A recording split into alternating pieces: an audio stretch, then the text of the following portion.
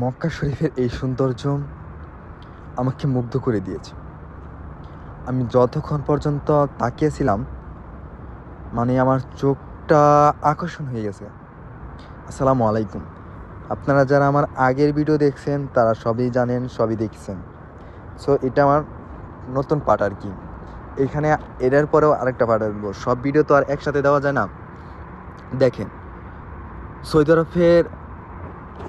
আরবের মক্কা শরীফের ভিতরে এত সুন্দর, কত মানুষ, চারপাশে কত লাইট, এত সুন্দর যা আমার মন ভরে গিয়েছে।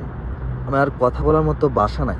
এইখানে যারা উমরা করছে তারাই শুধু জানে এটার মধ্যে একটা শান্তি আছে আলাদা, যা অন্য কোনো জায়গায় গেলে পাওয়া যায় না।